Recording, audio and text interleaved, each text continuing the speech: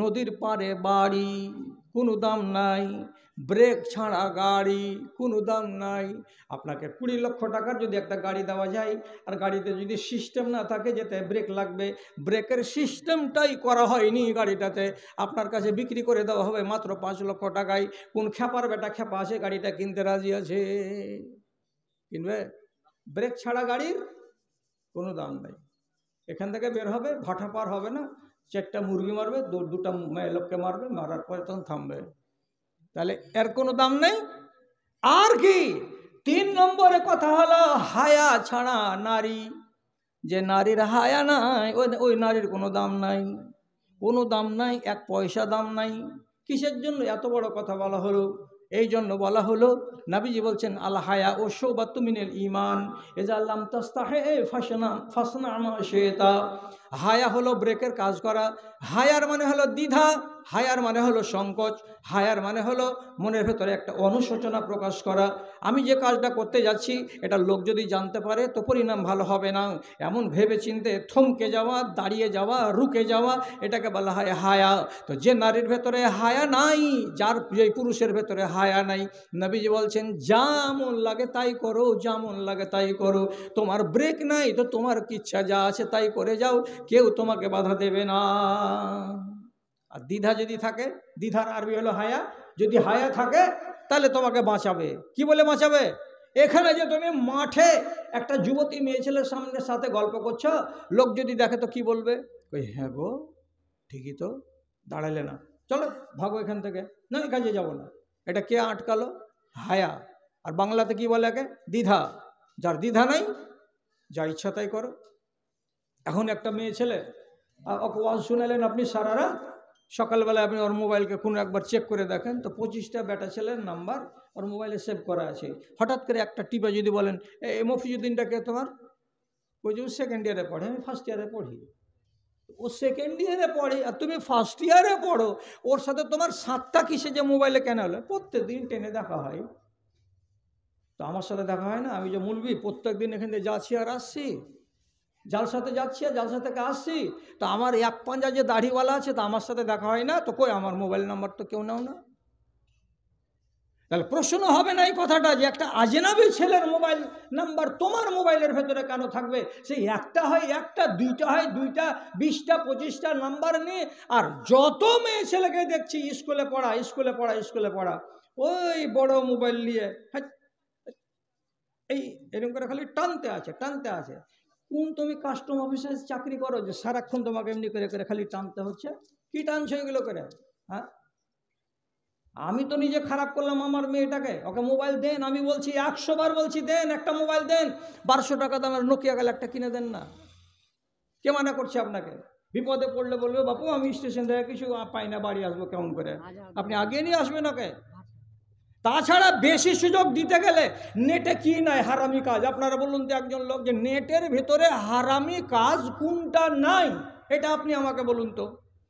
খালি এমনি করে খালি একটা টিপতে যা দেরি, যে কোনো হারাম দৃশ্য আপনি নেটের ভেতরে দেখতে পাবেন, ইউটিউবের ভেতরে দেখতে পাবেন। আর আমি যদি আমার মেয়েকে, আমার বেটিকে, আমার বোনকে যদি এই জিনিসটা আমি কিনে দিই, ও কি করে নিজের ইমানটাকে বাঁচিয়ে রাখতে পারবে? রাখে না ইমান বাঁচিয়ে। মারে খালারে দেখ, বেশি কথা শুনিস না, আর বেশি কথা শুনে মগজটা খারাপ করিস না। একটা কথা খালি মাথাতে রাখ। কি রাখ?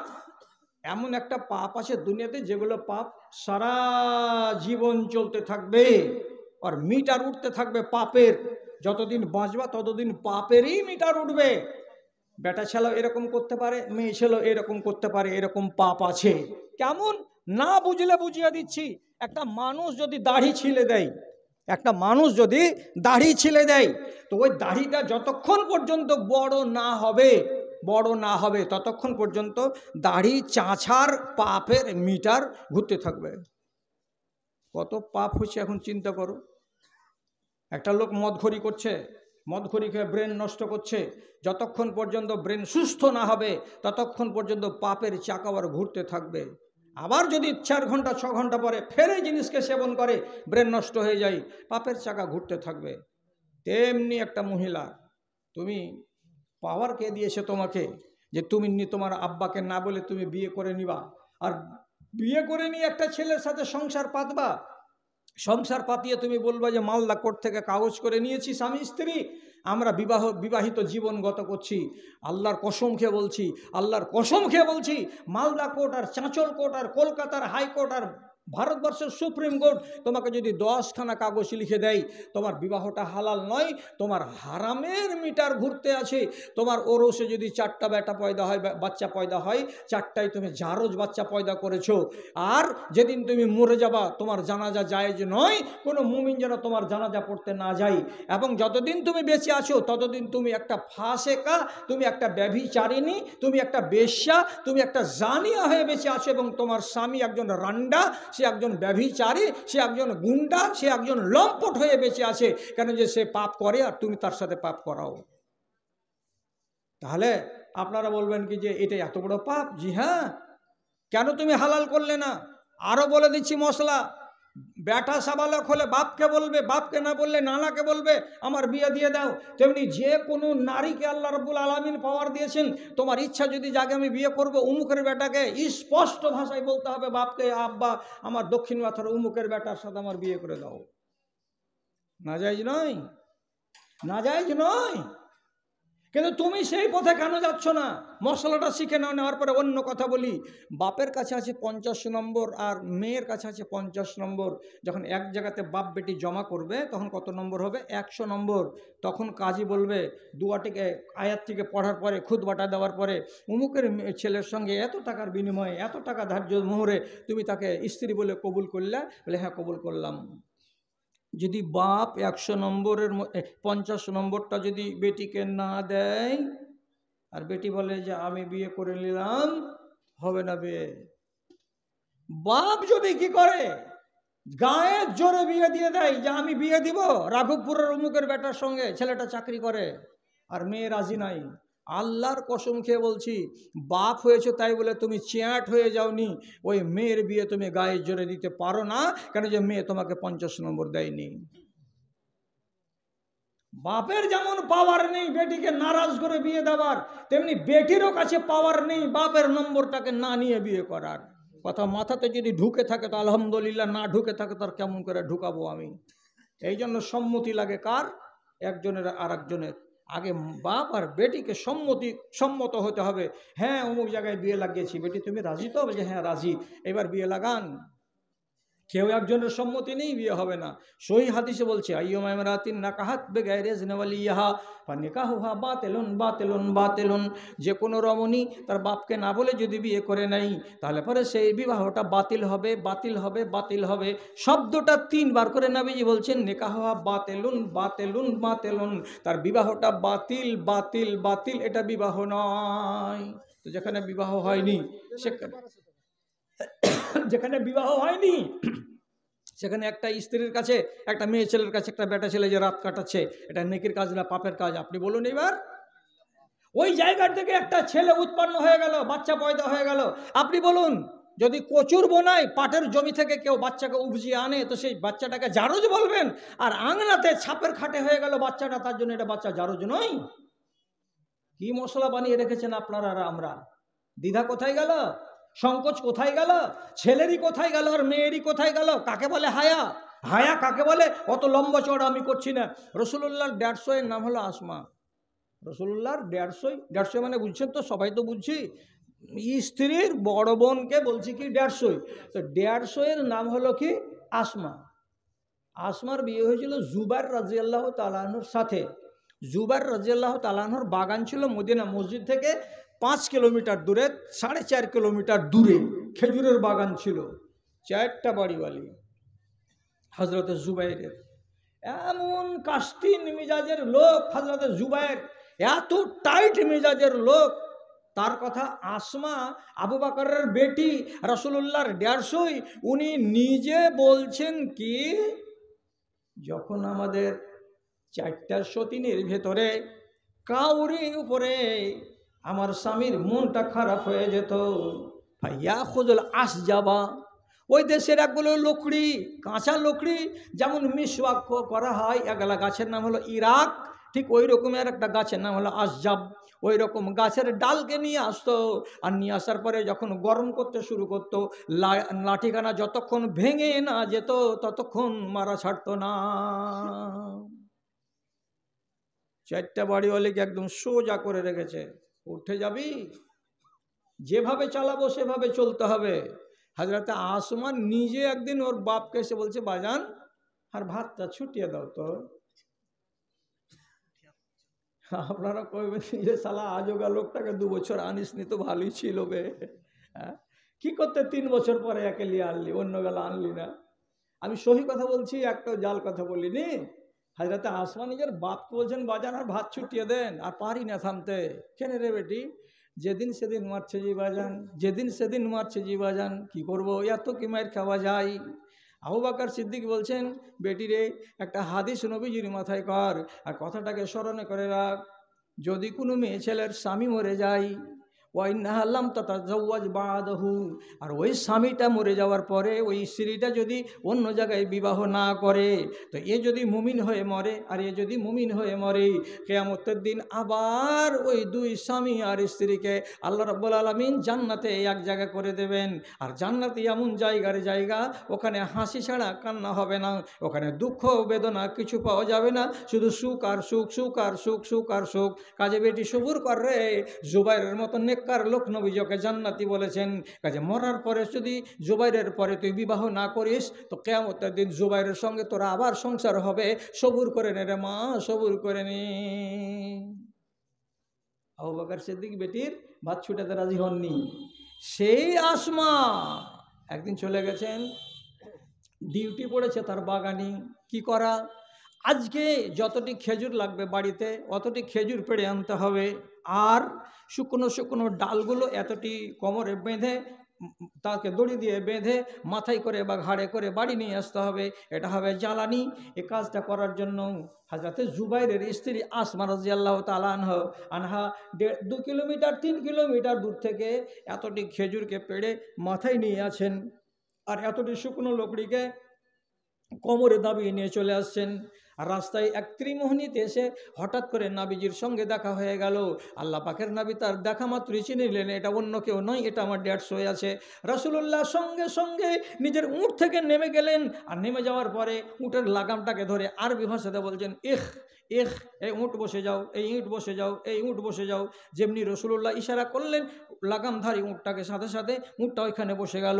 আর যেমনি বসে যাওয়া, নিজের শালির দিকে তাকিয়ে, 150 দিকে তাকিয়ে বলছে, আসমা এই উটের পিঠে চড়ে যাও, আমার উটে অন্য কোনো সওয়ারি নাই, আমি আছি তোমার ভগ্নিপতি, পিছন দিকটা খালি আছে, একটা উটের উপরে 3টা 4টা লোক সবার হতে পারে, কাজে অসুবিধা নাই, এখানে বসে যাও, আমি তোমার বাড়ি পর্যন্ত তোমাকে পৌঁছে দেব, তোমার পাগুলো পুড়বে না, তোমার কষ্টটা লাঘব হবে, কমে যাবে, এসো চিন্তা করিও না, চলো উঠে যাও, উঠে যাও। উঠাইতে বলল, উঠে যেতে বলল। আপনার মনটা কি বলছে? এরকম কষ্টের জায়গাতে 47 ডিগ্রি তাপমাত্রার বালু বালু বালু হেঁটে আসছে, কেউ যদি উঠে চড়তে বলে তো কেন চড়বে না? তা তো এটা রিশতেদার, এটা তো নবী, এটা তো ভগ্নিপতি।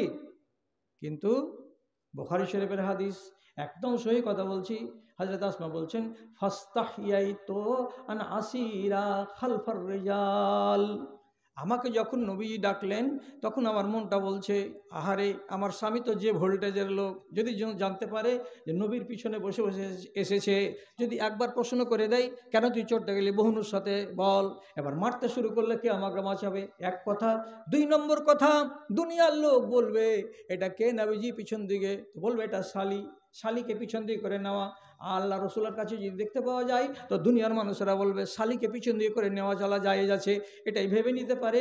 মানুষেরা চেমিগই করবে, একটু কুটকাট করবে, হুটহাট করবে, চারিদিকে এই এই ওই ওই এই ওই করে কথা বলা বলি করবে। অতগুলো কথার দরকার নাই। আমাকে দ্বিধা হয়ে গেল, আমার মনে সংকোচ হয়ে গেল, আমার মনটা বলছে না, উটের উপরে চড়া ঠিক হবে না।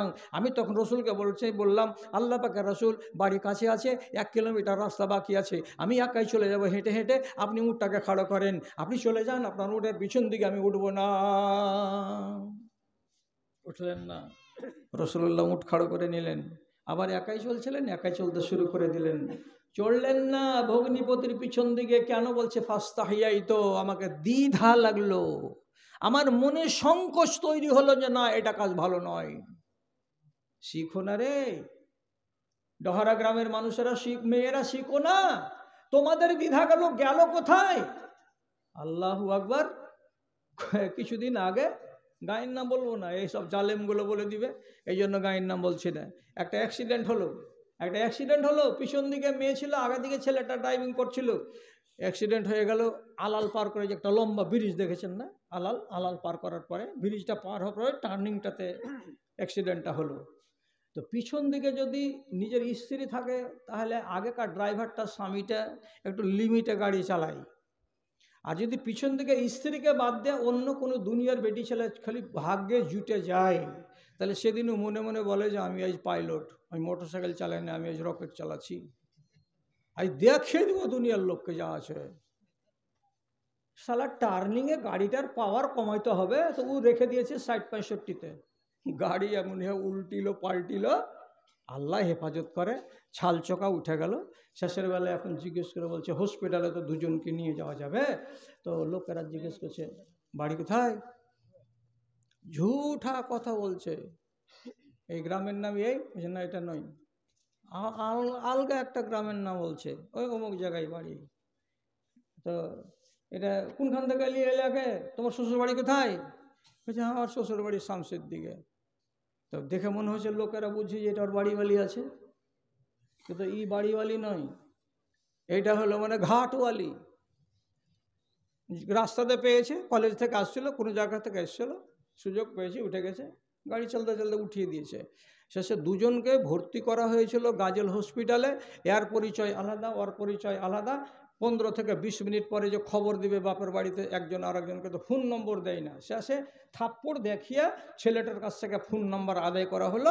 আদায় করার পরে বলা হলো যে তোমার ছেলে অ্যাক্সিডেন্ট করেছে, তোমার বৌমা তাও অ্যাক্সিডেন্ট করেছে। তখন ফোন থেকে দিতে বলছে যে বৌমা মানে, বৌমা মানে কি? ওর পিছন দিকে ছিল, বৌমা অ্যাক্সিডেন্ট করেছে, দুজনই অ্যাক্সিডেন্ট করেছে। হ্যাঁ, কোন কথা বলছো? বৌমাকে দাও তো ফোনটা, তোমার শ্বশুরের সাথে কথা বলো। শ্বশুরের সাথে কথা বলো, শ্বশুরের সাথে কথা বলবে? লাজে পুড়ছে কতটি লোক, যারা ফোন শুনেছে যে ছেলে অ্যাক্সিডেন্ট করেছে সে, আর যে ছেলে ফোন দিয়েছে সে, আর যাকে বলা হচ্ছে বৌমা সে। লজ্জা লুকাবার জায়গা নেই। এরা দুজন কেউ নয়, মাঠে আর ঘাটের পরিচয় পরিচিতি। উঠে গেল গাড়িতে, অ্যাক্সিডেন্ট করে এই বেইজ্জতি। হায়া লাগলো না? আচ্ছা, এইখানে আপনি হায়া কেন দেখতে যাবেন? আপনাকে সঠিক জায়গাতে হায়া দেখতে বলছি। তা কি? থুবড়া খাওয়া জায়েজ, থুবড়া খাওয়ানো জায়েজ। কেন? এটা শরীয়ত নয়, এটা রেওয়াজ। এত শরীয়তের সাথে কোনো সম্পর্ক নেই।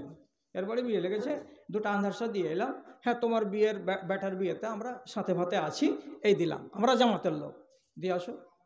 কিন্তু এইখানে এবার দেখেন থুবড়ার নামে কি হয়েছে, দুটো আন্ধারসা, তারপরে আরেক একটু মিষ্টি টিষ্টি, দিনের বেলায় নয়, রাতের বেলায়, দুটো বেটি ছেলে, একটা নাবালক বাচ্চা। এখান থেকে ওই টোলা গেল, মা বলছে আমি যাবো না। কি গে? না, তুই বয়স কেমন, বুড়া মানুষ, তুই কী করতে যাবি মা? হারা চ্যাংড়া পেলে যাচ্ছি, যে দিয়ে চলে আসছে। তুই চ্যাংড়া, তোর 18 বছর বয়সী আছে, তুই যুবতী নারী, আর তুই যাবি, তোর বিপদ নেই, আর তোর মায়েরই বড় বিপদ হয়ে গেল। আচ্ছা গেল, যাওয়ার পরে চাচি গে কি মহবুল কয়, ওই তো বারান্দায় বসে আছে, কি করছে? থুবড়া খাওয়াবো। থুবড়া খাওয়াবো, কথাটা কত হারামি কথা আপনি চিন্তা করবেন, রাগ ঝাল করিয়েন না। থুবড়া খাওয়াবো। সামনে বসালো, একটা আজনবী মহিলা এমনি করে লোকমা তুলে ওর মুখে দিছে। তারপরে একটা দুটা গীত টিত গাইছে। আমি শোধাতে চাইছি ওই নারীকে, দেখ রসুল্লাহর যখন কাউরি উপরে মন খারাপ হতো, তখন উনি রাগ করে বলতেন তারিবাত ইয়াদাকা, আর কখনো কখনো এমনি ঠাট্টা করে বলতেন তারিবাত ইয়াদাকা। তোর হাত যেন মাটিতে মিশে যায়, তোর হাত যেন টুন্ডা হয়ে যায়, তোর হাতে যেন কুড়ি হয়ে যায়, পোকা হয়ে যায়, এটা আমি বলছি। তুই কোন সাহসে একটা আজনাবী বেটা ছেলের মুখের উপরে লোকমা তুলে দিতে গেলি? এটা তোর কোন বাপ হলো? এটা তোর কোন বাপের বেটা হলো? একটা হারাম কাজ করতে যাচ্ছিস, আর পর পুরুষকে তুই ছুতে যাচ্ছিস, তোকে একটু লজ্জা লাগে না, হায়া লাগে না, শরম লাগে না? হাজরত আসম উঠে চড়ছেন না, আর তুমি লোকমা গিলাচ্ছ। যারা বিবাহ করেছো তার আগে বলছি, জীবনে কয়দিন স্বামীর মুখে লোকমা তুলে দিয়েছো? আমাকে এসে মসজিদে জানাও তো যে আমি 4 দিন লোকমা তুলে দিয়েছি আমার স্বামীর মুখে। এ তো সুন্নাত, এ সুন্নাতের বেলা নয়। আর যখন জেহালতের কথা আসবে তখন সব নারী আগে যে না এটা করতে হবে, পরের বেটাকে লোকমা গিলাতে হবে, আর পরের বেটাকে ভাত খাওয়াতে হবে, আর এই থুবড়া খাওয়াতে হবে। কেন যাচ্ছ হারামি কাজে? সহি কথা বলছি, কথাটাকে হজম করতে শিখুন। রাসূলুল্লাহ বলছেন কথাটা কি, একটা সাবালক ছেলে আর একটা সাবালক ছেলের পাশে খালি গায়ে গায়ে লাগা লাগিয়ে একই চাদরের তলায় ঘুমাতে পাবে না। তারপরে নবীজি বলছেন একটা সাবালিকা মেয়ে ছেলে আর একটা সাবালিকা মেয়ে ছেলের পাশে একই চাদরের তলায় খালি গায়ে গা লাগিয়ে ঘুমাতে পাবে না।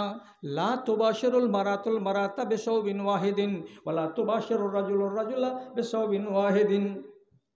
এক চাদরের তলায় ছেলে ছেলে গায়ে গা লাগাতে পাবে না, এক চাদরের তলায় মেয়ে মেয়ের গায়ে গা লাগাতে পাবে না, এরকম করে ঘুমাতে হবে না।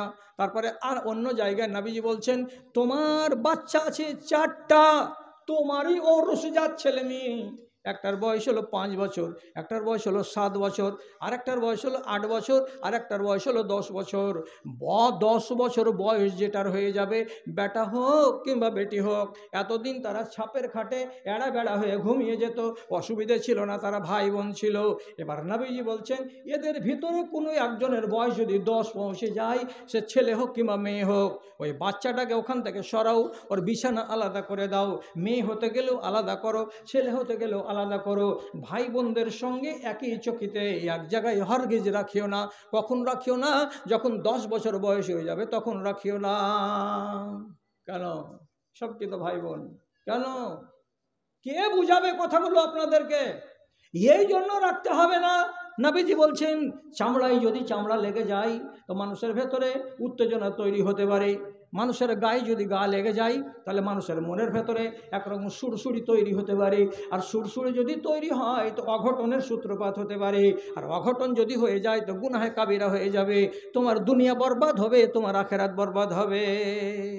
পথ বন্ধ করা আছে, অথচ আমাদের দেশ থেকে রাতের বেলায় গীত গাওয়া বন্ধ হয়নি। আমি জোর করে এটা মানা করব না, জোর করে মানা করব না। গীত যদি গায় বাড়িতে কেউ, যারা নাবালক তারা গাইতে পারে, কিন্তু যারা বড় তারা গাইবে না। আজও গাইবে যদি তো হলুদ মাখাতে গিয়ে খবরদার, কোনো বাচ্চা কোনো ছেলের গায়ে হলুদ লাগাবার জন্য তোমাকে আল্লাহ তাআলা পাওয়ার দেয়নি। কেন? তুমি হচ্ছে কি গায়ের মাহারাম। গায়ের মাহারাম কারা হাত দিতে পাবে? যারা মাহারাম তারা পাবে। মাহারাম কাকে বলা হয়? যার সঙ্গে ওর বিয়ে নাজায়েজ। এই ছেলেটার বিয়ে লেগেছে, এই ছেলেটার গায়ে হাত লাগাবে, হলুদ লাগাবে, তো যদি লাগাতে চাই, অনেক আলেম তো বলছে যে বেটা ছেলের গায়ে হলুদ লাগানো যাবে না, কিন্তু হাফিজ ইবনে হাজার আসকালানী রাহমাতুল্লাহ আলাই রাসূলুল্লাহর একটা হাদিস মূলে বলেছেন বিয়ের উপলক্ষে বেটা ছেলের গায়েও হলুদ লাগানো যাবে। লাগাবে কারা?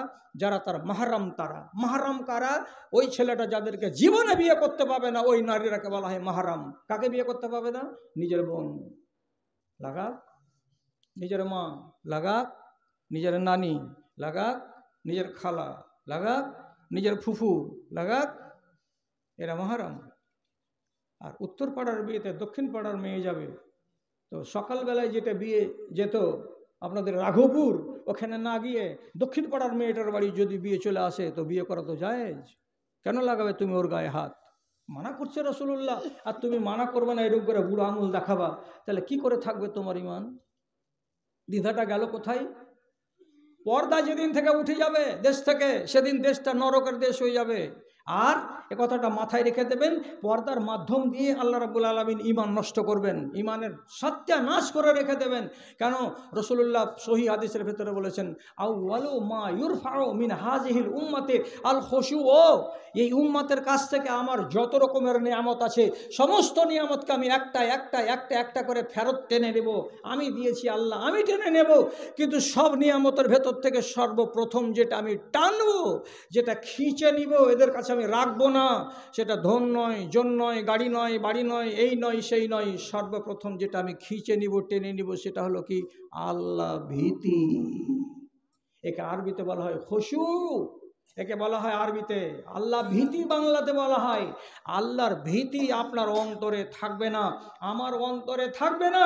আর যখন আল্লাহর ভীতি আমার অন্তর থেকে পালিয়ে যাবে, সেই দিন আর আমার কোনো একটা পাপ করতে দ্বিধা লাগবে না, সংকোচ লাগবে না। কেন? কিসের আল্লাহ? তুই কে করে যা, কে আল্লাহ, কে দেখছে, এগুলা কে মানে? যখনই মানবেন না, হৃদয়ে যখন ভয় থাকবে না, যে কোনো পাপ করতে আপনাকে একটুও কুণ্ঠা বোধ হবে না, করে যাও। শামসি বাজারে বাস করছি, কি স্ত্রী বলে হোক আর স্ত্রী না হয়ে আর কিছু হোক, 70-90 জনকেই সিঙ্গেল যারা হাঁটতে দেখছি, ওই হাত ধরে ধরে, বিনা হাত ধরে খুব কম ছেলে মেয়ে হাঁটছে। আল্লাহ কোন যুগে পড়লাম? আঙুলে আঙুল ভরে দিয়ে এমনি করে হাত ধরে হাঁটছে দুজনই। জিজ্ঞেস করতে পারেন এটা তোমার কে হলো? হয় বলবে আমার বিবি হলো, আর না হলে হব বিবি হলো, কিছু একটা হবে। তাছাড়া আর নতুন কোনো রিশতা আছে কি? আর তো নাই। আরে বাবা, আঙুল কেন ভরে চলছো?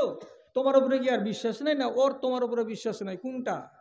তো দেখে মনে হয়েছে কি কুঠে থেকে তাড়িয়ে ধরে নিয়ে এসেছে, বিশ্বাস নেই, হাত ছেড়ে দিলে হয়তো পালিয়ে যাবে। এটা কিসের লক্ষণ? কিয়ামতের লক্ষণ। মৌলানাকে জিজ্ঞেস করেন, ওরা না বলে তো মুখের দিকে তাকান, ওরা মুখ হিলাইছে কি হিলাই না। রাসূলুল্লাহ 10টা লক্ষণ বলতে গিয়ে একটা লক্ষণের কথা বলছেন কি, ওয়াইন্নাহুম ইয়াতাসাফাদুনা তাসাফুদাল হামিরে।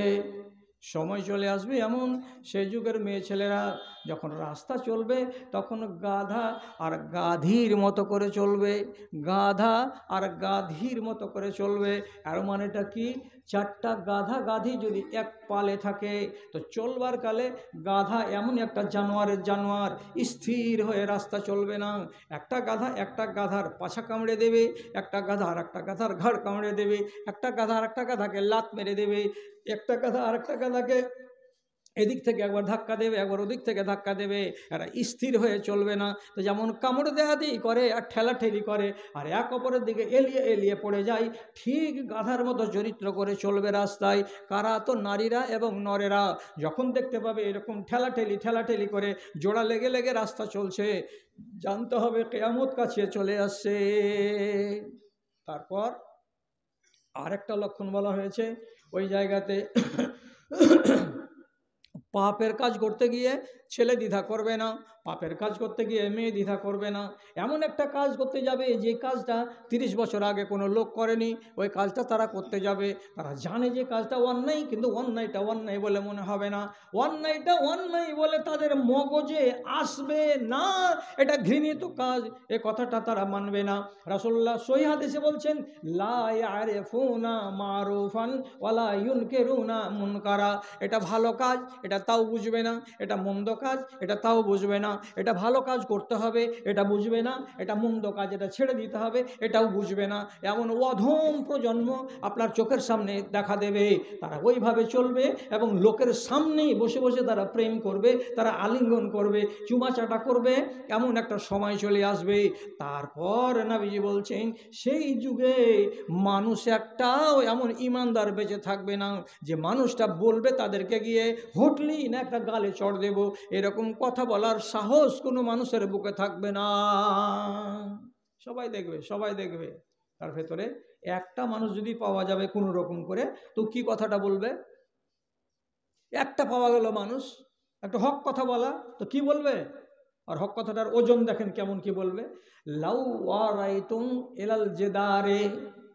এরে বাবা, কার বেটা কার বেটি তোমরা এখানে এরকম করে রোডের কিনারায় কামড়াকামড়ি করছো? লাউ ওয়ারাইতুম ইলাল জিদারে, এ দেওয়ালের পিছন দিকে যদি তোমরা দুজন চলে যাও, যে ওইখানে বসে যদি তোমরা এইরকম ব্যবহারগুলো করো, তো ওইখানে ভালো জায়গা আছে, চলে যাও, রাস্তাটাকে খালি করে দাও। ওকে সমলে মানা করলো না, আরো জুতের জায়গা বললো, দেওয়ালের ওদিকে চলে যাও, রাস্তার কিনারায় কেন আছো? এর থেকে বেশি বলার মতো পাওয়ার ওই যুগের মানুষের থাকবে না। কেন? ওটাও নবীজি হাদিসে বলেছেন, ইন্নাল্লাহা ইয়াকবাজু শারীতাতাহু মিন আহলিল ঈমান। সে যুগের যত নেককার লোকগুলো এক এক এক এক করে সব মরে যাবে, সব মরে যাবে। নমাজি পাওয়া যাবে না, দিনদার পাওয়া যাবে না, রোজাদার পাওয়া যাবে না। কি পাওয়া যাবে? ওয়ায়াবকা আজাতান, পাওয়া যাবে কারা? তো যেগুলো পাতান সেগুলো বেঁচে থাকবে কারা? যেগুলো অধম তারা বেঁচে থাকবে কারা? যারা অসভ্য, যারা বর্বর, যারা একেবারে থার্ড ক্লাসের মানুষ, তারা বেঁচে থাকবে। আর ওদের সামনে হক কোনটা তাও তারা বুঝবে না, না হক কোনটা তাও তারা বুঝবে না। পরিস্থিতিটা এইরকম করে আস্তে আস্তে আস্তে আস্তে আমার ভাইয়েরা যতটা তৈরি করছে তার চাইতে বেশি মায়েরা বেশি করছে। আর একটা কথা বলে দিচ্ছি, আপনারা আমার রাস্তাটা ঘেরিয়েন না দয়া করে। কি কথা বলছি? চোরের বেলায় পুরুষের নাম আগে আর মেয়ের নাম পরে। যদি চোর বেটা ছেলে হয় হাত কেটে দাও, যদি চোর চুরি করে মেয়ে ছেলে তো হাত কেটে দাও। তো চুরির বেলাতে বেটা ছেলের নাম আগে আর মেয়ে ছেলেটার নাম পরে। আর কোরআন মজিদের কথা বলছি দাদা, অন্য কথা বলিনি। আর ব্যভিচারের বেলাতে তখন আল্লাহ তাআলা কি বলছেন? বেটি ছেলেটার নাম আগে, বেটা ছেলেটার নাম পরে। 1 নম্বর আসামি আল্লাহ তাআলা বলছেন আজ্জানিয়াতু ওয়াজ্জানি। আগে রব্বুল আলামিন নারীর নাম নিলেন, তারপরে রব্বুল আলামিন নরের নাম নিলেন। কেন? এই কাজগুলো যে হয় তো হতে গেলে 1 নম্বর আসামি হলো নারী আর 2 নম্বর আসামি হলো কে? তো বেটা ছেলেটা। কেন এমন কথাটা বললেন রব্বুল আলামিন? এই জন্য বললেন, পৃথিবীতে যত নারীকে নিয়ে এ দুর্ঘটনাগুলো ঘটছে, নারী যদি সুযোগ না দেয় তো কোনো ছেলে তার সঙ্গে ব্যভিচার করতে পারবে না।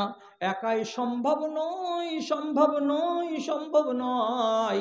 একটা নারীর ইজ্জতকে একার পক্ষে লুটে নেওয়া সম্ভব নয়। যদি 3 জন মিলে যদি কাজটা করে, সহযোগিতা করে, তো এটাকে ব্যভিচার বলে না, এটাকে ধর্ষণ বলে। তফাৎটা বুঝেন তো? তফাৎটা বুঝেন? একলাই একটা বেটা ছেলে একটা নারীর ইজ্জত লুটতে পারবে? পারবে না। ও যদি সম্মতি না দেয় তো তার ইজ্জত লুটা যাবে না। তো তাহলে পরে এখানে সুযোগটা কে দিল? আগে নারী দিল।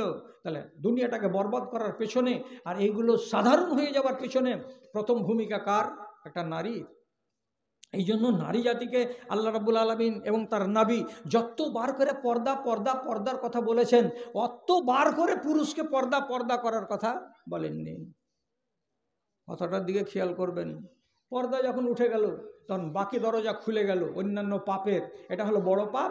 বড় পাপ যদি বিসমিল্লাহ খুলে দেন খাতা, তাহলে ছোট ছোট পাপগুলো আর দেরি হবে না। আল্লাহর কসম খেয়ে বলছি, একটা মেয়ে ছেলের নাম উম্মে সালমা। 10 মিনিট আর বসিয়েন, খালি 10 মিনিট আর বসিয়েন। উম্মে সালমা, ওর স্বামী ওকে মক্কাতে রেখে দিয়ে মদিনা হিজরত করে চলে গেল। তখন বলছে আমি আমার স্বামীর কাছে চলে যাব, আমি আমার স্বামীর কাছে চলে যাব। আর বাপেরা তখন করলো কি, আর বংশের লোকেরা করলো কি, একে আটকে দিল। তারপরে আর একটা জুলুম করলো কি, ওর কোলে ছিল একটা 1.5 বছরের বাচ্চা, বাচ্চাটাকে কেড়ে নিয়ে আর এক বংশের ভিতরে পাঠিয়ে দিল। তুই খবরদার যেতে পারবি না, আর তোর কোলে বাচ্চা আছে, বাচ্চাকে আটকে নিয়েছি, আর তোর স্বামী মদিনায় চলে গেছে, তুই মদিনায় যে যাবি তুই যেতে যেন না পারিস, তোর সমস্ত রাস্তা বন্ধ করে দিলাম। এখনও কি করে? মক্কার পাশে একটা জায়গা আছে, জায়গাটার নাম হলো আবদাহ। আবদা নামক ত্রিমোহনীতে যে রাস্তাটা যাবে মদিনা, ওই জায়গাতে এসে সারাদিন কাঁদে, সারাদিন কাঁদের বলে আমার স্বামী উম্মে সোলাইম চলে, আবু সালমা চলে গেছো, তোমার পিছনে পিছনে আমি যেতাম, তুমি আমাকে নিয়ে যাওনি কেন? সারাদিন কাঁদে কাঁদে কাঁদে কাঁদে মুখটা ফুলে যায়। সন্ধ্যাবেলায় বাড়ি যাই, যাওয়ার পরে লোকেদের কাছে গিয়ে বলে আমার বাচ্চাটাকে দাও। তো বাচ্চাটাকে দিবে কেমন শর্তে? দুধ খাইয়ে দাও, আর দেওয়ার পরে বাচ্চাকে রেখে এখান থেকে চলে যাও। তোমার কোলে বাচ্চা দেবো না, বাচ্চা যদি তোমাকে দিই তো বাচ্চাকে নিয়ে তুমি পালিয়ে যাবে, আর বাচ্চাকে যদি আলাদা করে রাখি তাহলে তোমার হিম্মত হবে না এখান থেকে চলে যাওয়ার। দুজনকে আলাদা। কাঁদে কাঁদে কাঁদে কাঁদে কিছুদিন পর রাস্তার কিনারাতে দাঁড়িয়ে দাঁড়িয়ে কাঁদছে। এমন সময় একটা লোক এলো, বানি আসাদ গোত্রের লোক। আসার পরে বলছে হ্যাঁ গো, এই গ্রামের লোকেরা তোমরা এত পাষাণ কেন গো? হ্যাঁ, এই মেয়েটার স্বামী চলে গেছে মদিনা, আর এই মেয়েটা এখানে একাই পড়ে আছে, আর ওর একটা বাচ্চা আছে, বাচ্চাটাকে ওর কাছ থেকে তোমরা কেড়ে রেখেছো। এটা কি তোমাদের ভালো ব্যবহার হলো? স্বামী থেকে তাকে ছাড়িয়ে দিয়ে দূরে রেখেছো, ও চাইছে স্বামীর কাছে চলে যেতে, তো তোমরা তাকে আটকাও কেন? হ্যাঁ, এটা কি তোমাদের মানবিকতা? লোকেরা আবার কান্না দেখে আগে থেকে দিলটা একটু নরম ছিল, আর এই উসমান ইবনে আবি তালহা যখন বলল তখন আরও নরম হলো। তখন এরা বলছে তো যা, যখনই এত কাঁদছিস তো যাবি, তো যা, যা চলে যা, বাচ্চাটা দাও তো এনে, বাচ্চাটা এনে দিল। এবার চলতে লাগলো। ওই আবদা নামক ত্রিমোহনীতে এসে এবার এই লোক জিজ্ঞেস করে বলছে, তুমি কোথায় যাবা? বলছে আমি মদিনায় যাব, আমার স্বামী আছে ওইখানে। তো তোমার সাথে আর কে আছে? বলছে আমার সাথে আমার আল্লাহ আছে আর আমার বাচ্চাটা আছে। রে বাবা, তুমি একটা মেয়ে ছেলে আর আমি একটা বেটা ছেলে, এভাবে তোমাকে 6 দিনের রাস্তা নিয়ে যাব, তো তোমার সাথে আল্লাহ আছে আর বাচ্চাটা আছে। তো তিনি নিজেও বলছেন, আমার সাথেও তো আল্লাহ আছে, আমার সাথে বাচ্চা নেই, তো আল্লাহ দুজনের সাথেই আছে। এই লোকটা মুসলমান আর এই লোকটা মুসলমান, ওকে আটকাবার ক্ষমতা কাউরি নেই, ও আলাদা বংশের লোক, মেয়েটাকে আটকে রেখেছিল, অনুমতি দিয়ে দিয়েছে। এবার তখন লোকটা সহি সালামতে এই কথাটা বলছে, বাবা তোমার যদি কোনো আপত্তি না থাকে তাহলে আমার সাথে সাথে তুমি চলতে পারো, যেতে পারো, আমি তোমাকে মদিনা পর্যন্ত পৌঁছে দেব। হ্যাঁ যাব। উঠ চলতে লাগলো। যখন 10 কিলোমিটার 20 কিলোমিটার চলার পরে বিশ্রামের টাইম হয়, তখন উসমান বিন তালহা নিজের উঁটটাকে থামিয়ে উঁট থেকে নেমে কিশোরীর সঙ্গে বেঁধে দেয়। আর দেওয়ার পরে এই মহিলার কাছে এসে বলে, ও দিদি, এখানে আমরা বিশ্রাম করব, উঁট থেকে নামতে হবে, নেমে যাও। তো খেয়াল করেন এদিকে, আর আড়ালে তো আমি দেখতে পাইনি যে মাখালা আছে কি নেই, যদি থেকে থাকো তো একটু একটু আমার দিকে তাকাও। উঁটটাকে বসিয়ে দিয়ে উসমান বিন তালহা বলছে, এখান থেকে নামো, নেমে আরাম করো, একটু বিশ্রাম নিয়ে কিছু খেয়ে দে, আবার রওনা হব।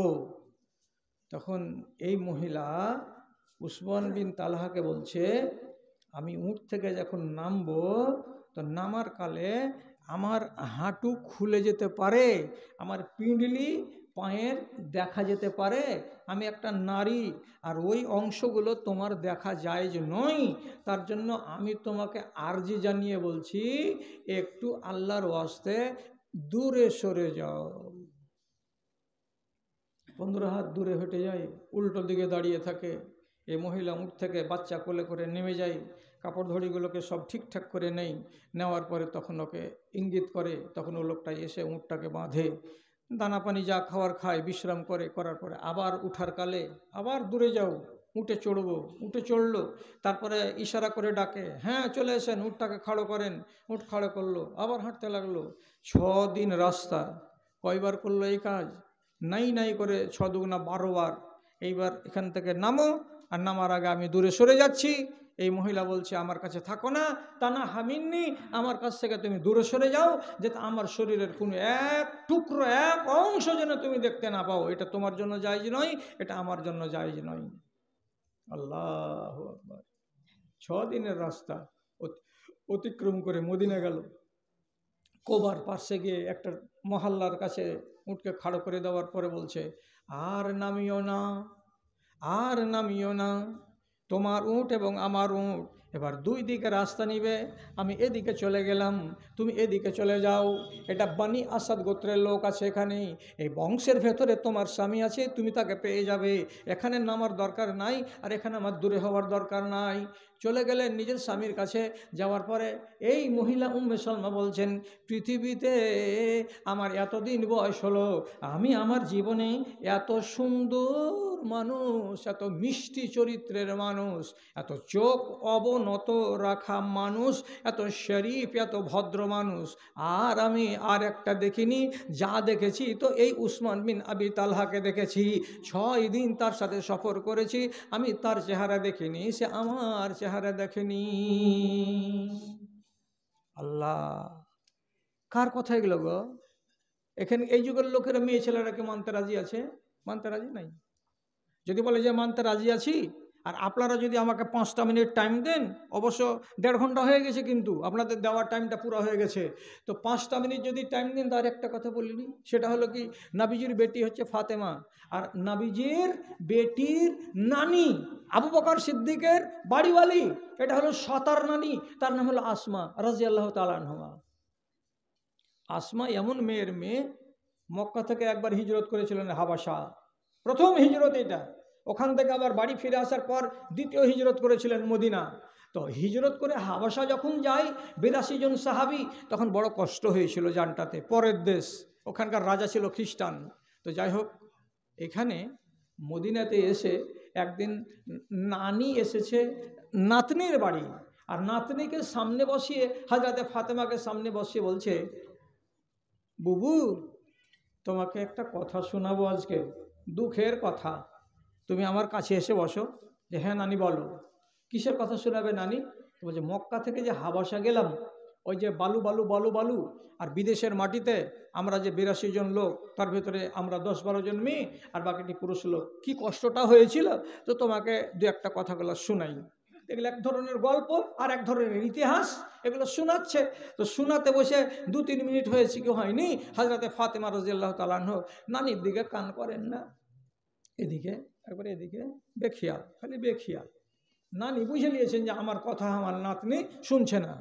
তখন ঘাড়খানে এমনি করে একটু করে হাত দিয়ে এরকম ইশারা করে দিয়ে তখন বলছে, আনতে জাহিলাতুন আন্নি ইয়া ফাতেমা, নাতনি ফাতেমা তুমি কি আমার কথাগুলোকে শুনতে ভালোবাসো না? আমি যে কথাগুলো বলছি সেগুলো শুনছো না কেন? অন্যদিকে খেয়াল কেন তোমার যাচ্ছে? তখন ফাতেমা রাদিয়াল্লাহু তাআলা আনহা বলছেন, নানি তোমার দুঃখের গল্প কি শুনবো, আমার নিজের দুঃখের শেষ নাই, কি দেখবো তোমার দিক ধুলা উঠছে আমার দিক। তোমার ফের দুঃখ কি হলো, তোমার ফের দুঃখ কি হলো যে আমার কথা শুনবে না? তখন হযরত ফাতেমা বলছেন, আমার আব্বা যেদিন ইন্তেকাল করেন সেদিন আমার আব্বার একটা কথা শুনে আমি হেসেছি, আর একটা কথা শুনে আমি কেঁদেছি। সেদিন আমার আব্বা আমাকে বলেছিলেন একটা কথা, ওরে আমার বেটি ফাতেমা, আমি পরিবারের কতটি লোক ছেড়ে গেলাম, 7, 8, 9টা বিবি রেখে গেলাম, এবং তোমাকে রেখে গেলাম, আর 2টা নাতিকে রেখে গেলাম, আর জামাই বাবুকে রেখে দিয়ে গেলাম। এগুলো হলো সবটি আমার পরিবার। আমার মরার পরে সর্বপ্রথম যে ব্যক্তি কবরে আমার সঙ্গে দেখা করবে আমার পরিবারের মধ্যে থেকে, সেটা হলে তুমি। তুমি প্রথম আমার সঙ্গে কবরে দেখা করবে। তাহলে প্রথম মরবে কে? ফাতেমা। কতদিন হলো? 6 মাস। আর আমার বাপ কি বলেছিলেন? খুব তাড়াতাড়ি দেখা করবে। তো 6 মাস তো হয়ে গেল আমার বাপের মরা, আর আমার বেঁচে থাকা, তাহলে তো আমার মরার টাইম হয়ে গেছে। চিন্তাটা দেখেন, আমার মরার টাইম হয়ে গেছে। তা আমি মরার কালে নিজের ভাবনা ভাবছি, কিসের ভাবনা ভাবছো তুমি? তখন বলছে কথাটি কি, মুসনাদে আহমদের হাদিস, কি বলছেন, নানি আমি যেদিন মরে যাব সেদিন আমাকে গোসল দেওয়ানো হবে, তারপরে আমাকে কাফন পরানো হবে, আর কাফন পরানোর পরে আমাকে একটা প্লেন তাবুতের উপরে শুইয়ে দেওয়া হবে। শুইয়ে দেওয়ার পরে তোমরা তো সবাই জানো যে কাফনের গায়ে গিরা লাগিয়ে দেওয়া হয়। আমার পেটের সামনে একটা গিরা থাকবে, আমার মাথার সামনে একটা গিরা থাকবে, আমার পায়ের দিকে একটা গিরা থাকবে। গিরা দিয়ে যদি কাফনটাকে মুড়ে দেওয়া যায়, তাহলে আমি কেন, তুমি কেন, সারা দুনিয়ার লোক বলতে পারবে একটা মাইয়াতকে দেখতে গেলে এটা মোটা ছিল না পাতলা ছিল, এটা লম্বা ছিল না বেটে ছিল, সব কিছু ধরা যাবে, বলা যাবে।